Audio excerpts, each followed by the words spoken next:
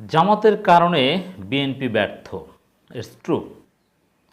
BNP অনেক চেষ্টা করেছিল, কিন্তু জামাতের কারণে ব্যর্থ। জামাতের সাথে একসময় বিএনপির সম্পর্ক ছিল, এই কারণে বিএনপি ব্যর্থ। দর্শক, কিসে ব্যর্থ?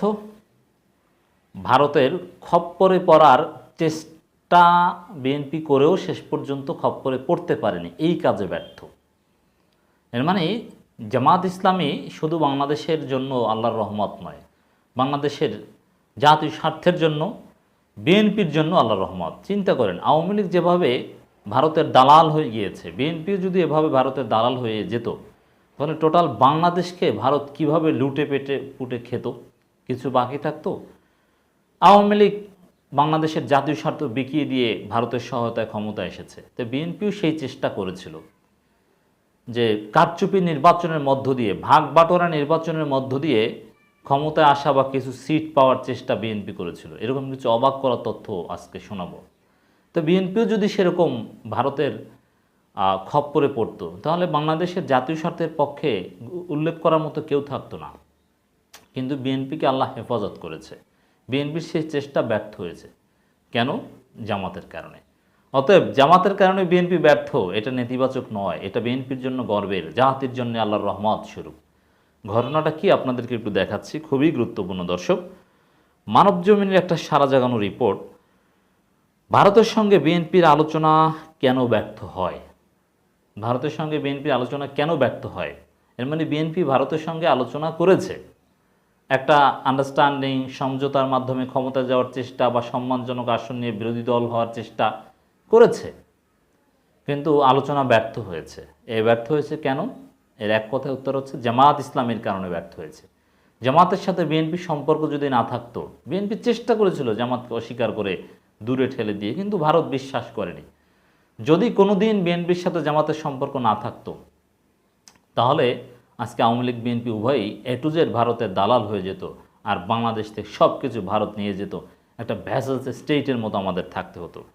বিএনপি জামাত বাংলাদেশে আছে বলেই বাংলাদেশের স্বাধীনতা, সার্বভৌমত্ব এখনও টিকে আছে, এবং ভারতের আধিপত্যবাদের বিরুদ্ধে জনগণ কথা বলছে। ভারত কিছুটা হলো হিসাব নিকাশ করে কাজ করার ক্ষেত্রে ভাবছে। ভারতের ভিতর থেকেই ভারতের জনগণ, সিভিল সোসাইটি, ব্যবসায়ীরা চাপ দিচ্ছে বা দিবে ক্ষমতাসীনদের যে আপনারা এত বাড়াবাড়ি করেন না, এতে সমস্যা। ইন দি লং রান এটা ভারতের জন্য ভালো নয়। বাংলাদেশ একটা স্বাধীন সার্বভৌম দেশ। নির্বাচনের পর থেকে বাংলাদেশের রাজনীতিতে ভারত শব্দটি নানা কারণে আলোচিত। অবশ্য এই সময়ে অনেকগুলো অনাকাঙ্ক্ষিত এবং স্পর্শকাতর ঘটনা ঘটেছে। চোরাচালান দমন করতে গিয়ে বিএসএফের গুলিতে বিজিবির জওয়ান নিহত, এবং স্বাধীনতা দিবসে সীমান্তে নিরীহ বাংলাদেশিকে হত্যা নির্বাচন পরবর্তী ঢাকায় ভারত বিরোধিতার আগুনকে উস্কে দিয়েছে। অভিন্ন নদীগুলোর পানির ন্যায্য হিস্যা না পাওয়া, ফেলানির মতো সীমান্তে নির্মম হত্যাকাণ্ড, তিস্তা চুক্তি ঝুলে থাকা অবস্থায় ফেনী নদীর পানি দিয়ে দেয়া, এবং নানাভাবে বাংলাদেশকে নিয়ন্ত্রণের চেষ্টাসহ বিভিন্ন কারণে বাংলাদেশ ভারত বিরোধিতার ইতিহাস দীর্ঘদিনের। তো এই সাম্প্রতিক ভারত কতটা অন্যায় করেছে বাংলাদেশের সাথে, একপাক্ষিকভাবে বাংলাদেশ থেকে নিয়েছে, বাংলাদেশে কিছু দেয়নি। এই রিপোর্টের প্রথম দিকে বুঝতে পারছেন দর্শক, যারা জানেন না তাদের জন্য এটা শোনালাম। এ নিয়ে পক্ষে বিপক্ষে স্ট্রং ন্যারেটিভ বিদ্যমান, কিন্তু এতদ সত্ত্বেও রাজনীতি, অর্থনীতি এবং কূটনীতিতে এটি প্রভাবকের ভূমিকায় ছিল না কখনোই। আওয়ামী লীগ ভারতের প্রতি নতজানু, আর বিএনপি ভারত বিরোধী, এমন স্লোগান রাজনীতিতে বর্তমান। বিএনপি ভারত বিরোধী, এটা অবশ্য জিয়াউর রহমান, খালেদা জিয়ার অবদান। কিন্তু জিয়াউর রহমান, খালেদা জিয়া রাজনীতিতে ইনঅ্যাক্টিভ হওয়ার পর আসলে জামাতের কারণে বিএনপি ভারত বিরোধী, এটা মনে রাখতে হবে। বা বিএনপিকে ভারত বিশ্বাস করে না, জামাত সাথে আছে। খালেদা জিয়া, তারেক রহমান যতদিন ছিল, খালেদা জিয়া, জিয়াউর রহমান ততদিন তো তাদের কারণে, তারপর হচ্ছে জামাতের কারণে। খালেদা, তারেক, জিয়া, খালেদা পরবর্তী প্রজন্ম বিএনপির নেতৃত্ব, তারা দালালি করতে প্রস্তুত ছিল এবং চেষ্টা করেছিল, দালালি চুক্তি করতে চেয়েছিল। কিন্তু বাস্তবতা সবসময় এক নয়। ঐতিহাসিকভাবে আওয়ামী লীগের সঙ্গে কংগ্রেসের সুসম্পর্ক, তাই বলে অন্যদের সঙ্গে বৈরিতা, এমনটি যে নয়, তা বিজেপির সঙ্গে বর্তমান সরকারের স্পষ্ট সম্পর্কই প্রমাণ। এর মানে ভারতে যারাই ক্ষমতা আসুক, তাদের কাছে চয়েস আওয়ামী লীগ। এটা বরং কংগ্রেসের সাথে যে সম্পর্ক ছিল টেস্টেড অ্যান্ড ট্রাস্টেড সম্পর্ক, তার চাইতে বিজেপির সঙ্গে তো আমরা দেখি আরও বেশি অসম সম্পর্ক। বিএনপির বিরুদ্ধে অর্কেস্ট্রেটেড ক্যাম্পেইন সহ আওয়ামী লীগের সব রকম প্রতিবন্ধকতা সত্ত্বেও বড় সময় ধরে জাতীয়তাবাদী দল ভারতের সঙ্গে ভালো সম্পর্ক তৈরির চেষ্টা করেছে। এর মানে বিএনপি ভারতের সঙ্গে ভালো সম্পর্ক তৈরি করার চেষ্টা করেছে। আমরা এটার নিন্দা জানাই। ভারতের সঙ্গে সুসম্পর্কে আমরা বিশ্বাস করি, সেটা পর্দার অন্তরাল থেকে নয়। ভারতের সাথে সম্পর্ক হতে হবে আমাদের মর্যাদার ভিত্তিতে, সেটা ওপেনলি। দুইটা স্বাধীন দেশের মধ্যে যেরকম দ্বিপাক্ষিক সম্পর্ক হয় সেরকম সম্পর্ক। আর ভারত যে আধিপত্যবাদী নীতি করে, এটা চাপ দিয়ে ঘাড় ধরে তাদেরকে সোজা করতে হবে, যেরকম মালদ্বীপ সোজা করেছে। মালদ্বীপ ছোট্ট একটা দল, দেশ, তারা পেরেছে, বাংলাদেশ পারবে, 100 বার পারবে, পারতো। মাজা সোজা করে দলগুলো দাঁড়ালেই পারবে, কোনো ব্যাপার না। ওদিকে চীন আছে, চীনের একটু সহায়তা নিলে ভারত এমনি চুপসে যেত। ভারতকে সোজা করা 1-2 ব্যাপার, এগুলো কোনো ব্যাপার না। জিয়াউর রহমান সোজা করেছিল না? খালেদা জিয়া কি দেশ চালায়নি? ভারতকে সোজা করে চালিয়েছিল।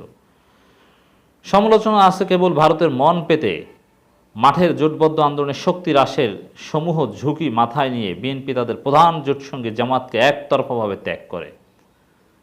কারণ স্পষ্টভাবে এই রিপোর্টের মাধ্যমে আসলো যে আসলে জামাতকে যে বিএনপি এড়িয়ে চলেছিল কেন? ভারতের মন পেতে, ভারতের সাথে প্রেম করতে। কিন্তু ভারত প্রেমের প্রস্তাবে রাজি হয়নি, বিএনপি প্রত্যাখ্যাত হয়েছে, বিএনপি ছ্যাঁকা খেয়েছে। This is true. এরপরে আসেন, শুধু তাই নয়, যুদ্ধাপরাধে দায়ে বিএনপির জাতীয় স্থায়ী কমিটির সদস্য সালাউদ্দিন কাদের চৌধুরী ফাঁসি হওয়ার পরও রহস্যজনক কারণে নীরব ছিল বিএনপি। যদিও ওই ফাঁসি ঠেকাতে না পেরে শাসক দলে থাকা সাকাত চৌধুরীর অনেক বন্ধু সেদিন চোখের জল ফেলেছিলেন বলে জনশ্রুতি রয়েছে। এটি ছিল 2016 সালের ঘটনা। এর ঠিক 2 বছরের মাথায় জামাতকে বাদ দিয়ে প্রবীণ রাজনীতিবিদ, সংবিধান অন্যতম প্রণেতা ডক্টর কামাল হোসেনের নেতৃত্বাধীন নির্বাচনী মোর্চা গঠন করে বিএনপি। বলাবলি আছে, দেখেন এই যে সালাউদ্দিন কাদের চৌধুরী বা মৌলানা নিজামী, মুজাহিদ বা জামাতের শীর্ষ নেতাদের ইস্যুতে যে বিএনপি চুপ থাকা রহস্যজনক কারণে, এই চুপ থাকা মানে সরকারের চাওয়া পূরণ করা। সরকার যা চায় সেটা পূরণ করে সরকারের বিরুদ্ধে আন্দোলন করবে, অবাস্তব কল্পনা বিলাসী ছিল। বলাবলি আছে, ভারতের ত্রয়োদশ প্রেসিডেন্ট প্রণব মুখার্জির মধ্যস্থতায় সেই মোর্চা গঠিত হয়েছিল। আর এ কারণে বিএনপি, দেখেন এই যে কামাল হোসেনের সাথে যে বিএনপি গিয়েছিল, এটা ভারতের পরামর্শে গিয়েছিল সরাসরি। এর মানে ভারতের সহায়তায় বিএনপি গিয়েছিল। এই যে মেজর হাফিজ যেরকম সরকারি প্রজেক্টে চলে গিয়েছিল, শেষে আবার ফিরে এসেছে, ওইরকম বিএনপি ভারতের দালালিতে চলে গিয়েছিল এবং 2018 সালে কাজও করেছিল, কিন্তু আবার ছ্যাঁকাকে ফিরে এসেছে, ভারত বোকা বানিয়েছে। আর এই কারণেই বিএনপি 2018 সালে নির্বাচন বর্জন করলো, 14 সালে নির্বাচন বর্জন করলো, 18 সালে নির্বাচনে অংশ নেয়। কথা ছিল, নির্বাচনে শাসক দল যতই প্রভাব বিস্তার করুক না কেন, বিএনপি 70 থেকে 80 মতান্তরে সম্মানজনক আসন নিয়ে সংসদে বিরোধী বেঞ্চে বসবে। চিন্তা করছেন, এর মানে 70 থেকে 80 আসন নিয়ে সম্মানজনক আসন, এটা মানে কি? কারচুপি, ভাগ বাটোয়ারার হিসাব নিকাশে বিএনপি গিয়েছিল। অসততা বিএনপির, এই অসততা, এই দালালি, এগুলো বিএনপির এই 24 সালের ব্যর্থতার একটা কারণ। 2 নম্বরই করলে আল্লাহর সাহায্য আসে না। আর আওয়ামী লীগ তো 2 নম্বরই করেই, কিন্তু বিএনপি তো মজলুম। একই সাথে তাদের মধ্যে সততা থাকতে হবে, কিন্তু সততার অভাব ছিল। তারা কাটালাইনেও চেষ্টা করেছিল ভারতের মাধ্যমে। এই যে 2018 সালে যে রাতের ভোট, এটা তো হলে এতে বিএনপি রাজি ছিল যে ভোট যেভাবেই হোক না কেন 70-80টা পেলেই হলো।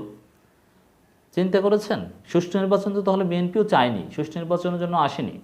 সুষ্ঠু নির্বাচন চাইলে তো ওই ভারতের দ্বারস্থ হয়ে কামাল হোসেনের মতো ধ্বজভঙ্গ একজন, পলিটিক্যাল ধ্বজভঙ্গ, আমি অন্যভাবে বলছি না, তার মতো একজন নেতার সাথে জোট করে বা তাকে প্রধান রাহবার বানিয়ে নির্বাচন করতো না। তাহলে দর্শক বুঝতে পারছেন, যে কামাল হোসেনের মেম্বার হওয়ার যোগ্যতা নেই ইউনিয়ন পরিষদের, সেই কামাল হোসেনকে বিএনপি রাহবার মানল, পীর মানল। কারণ কি? ভারতের মধ্যস্থতায় বিএনপি রাজি হয়েছিল, জামাতকে দূরে সরিয়ে দিয়েছিল। কিন্তু সেই শেষ পর্যন্ত কাজ হয়নি। কিন্তু সেই মধ্যস্থতা ভেস্তে যায়। চিকিৎসা শেষে দেশে ফিরতে সিঙ্গাপুরের চাঙ্গি এয়ারপোর্টে অপেক্ষমান ক্ষমতাসীন দলের এক প্রভাবশালী নেতা সেদিন আফসোস করে বলেছিলেন, রাজনীতি একতরফা বিষয় নয়, শেষ পর্যন্ত বন্ধুরাষ্ট্র ভারতের সুপারিশ ছিল বিএনপিকে 40টা আসন ছেড়ে দেওয়ার। ভারত কিভাবে বাংলাদেশের রাজনীতি হস্তক্ষেপ করে, চিন্তা করেছেন? 40টি আসন ছেড়ে দেয়, মানে এখানে ভোট, জনগণের মতামত এগুলো কিচ্ছু না, মানে যাকে যা আসন দিবে সেটাই রাজনীতি। কতটা নোংরা হস্তক্ষেপ! কিন্তু উন্নয়নের অংশীদার চীনের কারণে তাও পারা গেল না। 2018 সালে এই নির্বাচনে বড় বেনিফিশিয়ারি ছিলেন আওয়ামী লীগ থেকে ছিটকে পড়া কয়েকজন নেতা। আদতে ওই নির্বাচন ছিল বিএনপি লস প্রজেক্ট। 2024 সালে দিল্লির বিদেশ সচিব, 14 সালে সুজাতা সিংয়ের ঢাকা সফর, বাংলাদেশে অনেক বিশ্ববিদ্যালয়, সরকার ও রাজনীতি বিভাগ একজন গবেষণা বিষয়। এই সময়কার ঘটনাবলী হজম করা এবং 18 নির্বাচনে মাঠে নামিয়ে মুখ ফিরিয়ে নেওয়ার পরও ভারতের সঙ্গে সম্পর্ক নষ্ট করতে চায়নি বিএনপি। এর মানে ভারত এত ছ্যাঁকা দিয়েছে, বয়ফ্রেন্ড এত, আওয়ামী লীগ তো স্ত্রী ভারতের, আর বিএনপি হচ্ছে ভারতের ছিল। 2024 সালের পর ব্রেকআপ হয়ে গিয়েছে, ভারতের গার্লফ্রেন্ড। তো বয়ফ্রেন্ড এত অপমান করেছে, এত জুতা পেটা করেছে, তারপরও 2018 সালের পরও মুখ ফিরিয়ে নিতে চায়নি বিএনপি। বরং দলের নেতারা দিল্লির সঙ্গে ঘনিষ্ঠতা বাড়াতে যথাসাধ্য চেষ্টা করেছেন। দিল্লির গুরুত্বপূর্ণ প্রতিনিধির সঙ্গে বিএনপির